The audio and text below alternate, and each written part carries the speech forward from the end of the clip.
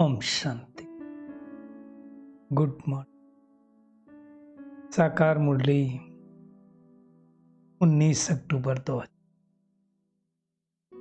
बाबा का मीठा मीठा पत्र, मीठे मीठे के मीठे मंथन शुरू करने से पहले सुख के सागर शिव बाबा की सुख भरी किरणों के नीचे बैठ जाते हैं और अनुभव करते हैं, मैं सुख स्वरूप आत्मा हूं, सुख के सागर की संतान हूं। आज मीठे बाबा ने कहा, बाप आए हैं तुम्हें सब घुटकों से छुड़ाने। द्वापर युग से तो घुटके खा रहे हैं ना। बाबा ने कहा, तुम अभी इस शोक वाटिका से अशोक वाटिका में चलते हो। शोक वाटिका कहते हैं जहां दुख हो, और अशोक वाटिका उसको कहते हैं जहां दुख ना हो, सुख हो। बाबा ने कहा, इस विषय बैतरणी नदी से पार जाते हो। विषय सागर है ना, इसलिए गाते हैं, विषय विकार मिटाओ पाप हरो देवा। तो उससे पार हमको बाबा लेकर जा रहा है। आज का प्रश्न है, याद में बैठते समय किस बात का विघ्न नहीं पड़ता और किस बात का विघ्न पड़ता है?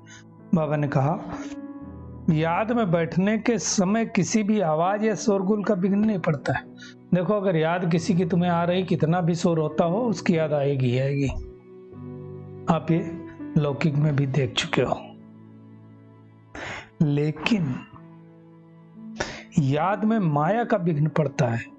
माया है, विकार है, इधर उधर बुद्धि जरूर जाएगी। किसी से मोह होगा तो उसी में बुद्धि जाएगी, लोभ होगा तो उसी में बुद्धि जाएगी। ये विघ्न है। माया याद के समय विघ्न डालती है। जो संकल्प नहीं आते होंगे वो उसी समय आएंगे।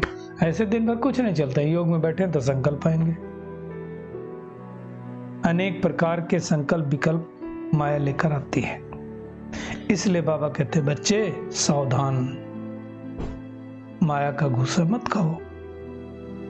शिव बाबा जो हमें अपार सुख देता है, जो सर्व संबंधों की स्क्रीन है, कल भी बाबा ने कहा था, उसे बहुत बहुत प्यार से याद करो। याद में दौड़ी लगाओ। याद की तो मेहनत करनी है हमें। बार बार बाबा को याद करना है, थकना नहीं है।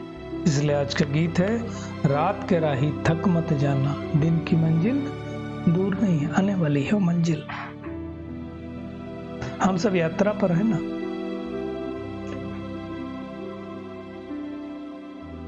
वैसे बाबा ने कहा, जो बैठे हैं वो थोड़ी यात्रा पर है। और यात्रा भी कैसी है, वंडरफुल, शांति धाम जाने की यात्रा। रावण राज्य में तो घुटके खाना होता है। दुनिया में दिखाया ना सत्यवान सावित्री की कहानी, कि सावित्री ने क्या किया, सत्यवान की आत्मा को वापस लिया। कैसे वापस लिया? बोला, मन से तो हमने इनको पति मान लिया, ये चले जाएंगे तो हमारा वंश कैसे चलेगा। फिर कहा जाता है कि उन्होंने कहा, बदले में कुछ वरदान मांग लो। तो उसने क्या वरदान मांगा? पुत्र हो मुझे।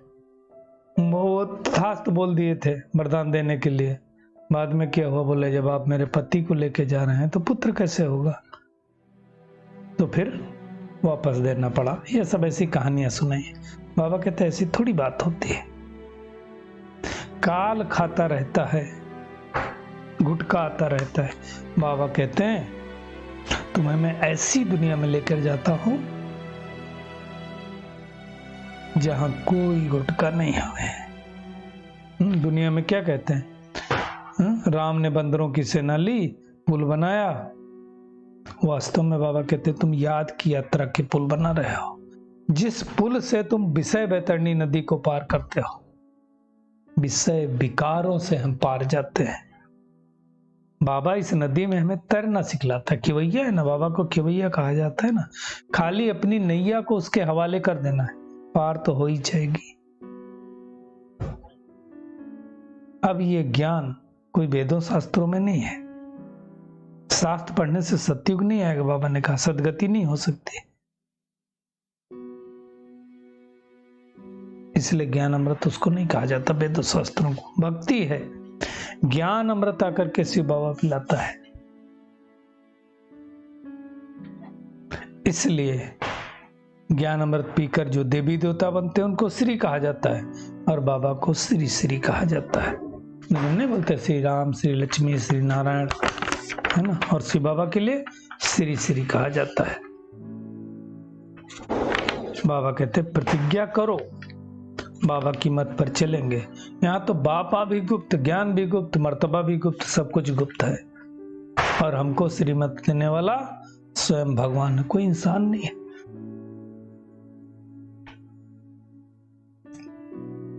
जितना हम उनकी मत पर चलेंगे उतनी बादशाही मिलेगी।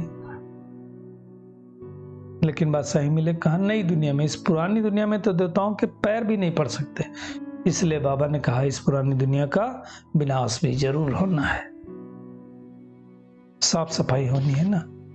तो इस समय परमपिता परमात्मा प्रैक्टिकल में माता पिता का पार्ट बजाता है। दुनिया में गाते हैं तो माता पिता हम बालक तेरे समझते नहीं है।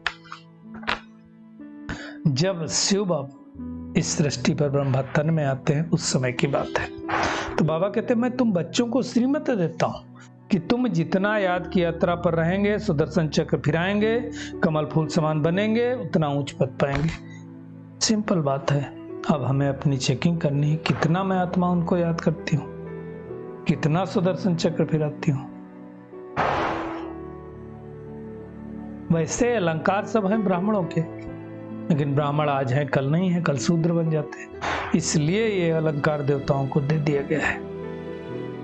तीसरा नेत्र भी बाबा कहते तुमको मिला है, लेकिन निशानी विष्णु को दे दी, इसलिए उनको त्रिनेत्री त्रिकालदर्शी कहा जाता है। वो होते नहीं है, ये सब समझने की बात है। आत्मा ही शरीर रूपी महल में निवास करती है, और आत्मा को जब छोड़ के जाना होता है ना, सबसे तीखी, रॉकेट से भी तीखी आत्मा है। 1 सेकंड में यहां से कहो लंदन चली जाए,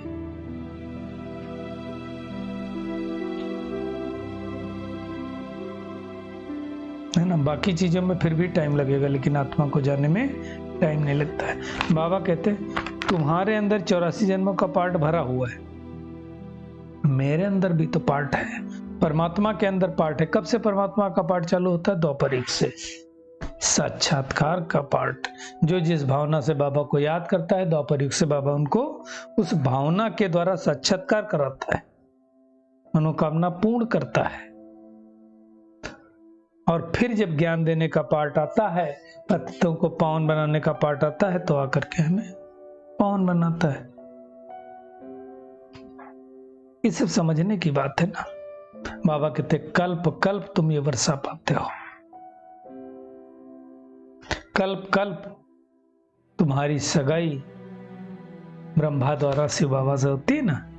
तो बाबा कहते हैं तुम ज्ञान चिता पर बैठो तो गोरे बनेंगे। अब हमें विकारों से दूर रहना है। बाबा कहते तुम हो ही पतित पावन गॉडफादर के स्टूडेंट। स्टूडेंट है मतलब हम पाठशाला में पढ़ते हैं, पाठशाला में तो पढ़ाई होती है, और जहाँ पढ़ाई होती है वहाँ मेहनत करनी पड़ती है। दुनिया के सत्संगों में कोई मेहनत नहीं ना, कोई बोलता है क्या करो, गीता सुनी, ग्रंथ सुना, घर गए, बस खत्म। यहाँ जो सुना है उसको धारण करना है, तब आगे बढ़ेंगे ना। तो दुनिया में सब जिस्मानी यात्राएं, यात्रा करने जाते हैं, कुछ हुआ तो फिर खत्म।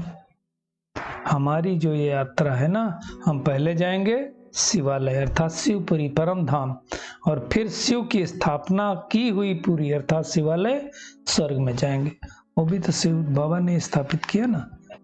तो शिवपुरी और विष्णुपुरी दोनों को शिवालय कहा जाता है। मुक्ति और जीवन मुक्ति दोनों शिव बाबा ही देते हैं। सतयुगी मतलब दैवी घराना शिव बाबा स्थापन करते दोनों, तो कोई स्थापन करेगा नहीं। तो क्या है आज का होमवर्क हमारा? एक तो ये अलंकार ज्ञान के जितने हैं, शंख, पद्म, कमल, गदा, सुदर्शन चक्र, ये हमारे हैं। ये स्मृति में रख करके सुदर्शन चक्रधारी, त्रिनेत्री, त्रिकालदर्शी बनना है। गुटके नहीं खाना है। बाबा की याद के द्वारा शोक वाटिका से अशोक वाटिका में चलने की तैयारी करनी है। ध्यान रखना है ब्रह्मा बाबा, बाबा का राइट हैंड धर्मराज है। तो अब कोई भी कर्म नहीं करने हैं। आज का बाबा का वरदान है, दृढ़ प्रतिज्ञा द्वारा अलबेलेपन के लूज स्क्रू को टाइट करने वाले तीव्र पुरुषार्थी हो। बाबा कहते प्रतिज्ञा में लूज होने का मूल कारण है अलबेलापन। जैसे कितनी भी बड़ी मशीनरी हो, लेकिन अगर एक भी स्क्रू छोटा ढीला होता है तो क्या होता है, वो निकल करके सारी मशीनरी को तोड़ फोड़ कर देता है, बेकार कर देता है। तो ऐसे कहा बाबा ने, प्रतिज्ञा को करते हो, प्लान भी अच्छा बनाते हो, पुरुषार्थ भी करते हो, लेकिन जहां अलबेलापन आया बस गड़बड़। इसलिए बाबा ने कहा उस लूज स्क्रू को क्या करो, टाइट करो कि मुझे बाप समान बनना ही है। इस दृढ़ प्रतिज्ञा के साथ तीव्र पुरुषार्थ करेंगे तो विजयी बन जाएंगे। स्लोगन है, बेहद की वैराग्य वृत्ति ही समय की समीपता का फाउंडेशन है। उस वैराग्य वृत्ति को धारण करना है। चलिए परमात्मा किरणों के नीचे बैठ जाते हैं और अनुभव करते हैं, मैं परमात्मा का सच्चा सच्चा ज्ञान धारण करने वाली, उनका राइट हैंड बनने वाली, विषय सागर से पार जाने वाली शिवपुरी में राज्य करने वाली कोटों में कोई आत्मा हो, दृढ़ प्रतिज्ञा द्वारा अलबेलेपन के स्क्रू को टाइट करने वाली तीव्र पुरुषार्थी आत्मा हो। मैं ही सुदर्शन चक्रधारी त्रिनेत्री त्रिकालदर्शी आत्मा हूं। मैं ही आत्मा कमल पुष्पासनधारी सुदर्शन चक्रधारी शंख पद्मधारी गदाधारी आत्मा हूं। शुक्रिया मीठे प्यारे बाप दादा, शुक्रिया आप सभी का इस मीठे मंथन के लिए। ओम शांति।